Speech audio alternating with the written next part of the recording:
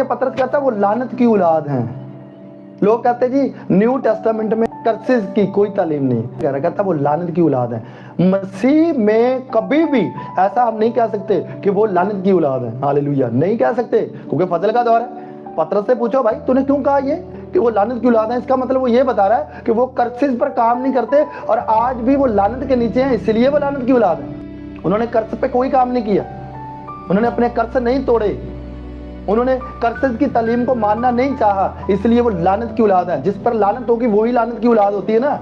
तो औलाद, इसका मतलब वो कह रहा है नस्ली कर्स, लानत की औलाद, नस्ल, लानत के नीचे चलने वाला जो पर्सन था उसकी औलाद है ये।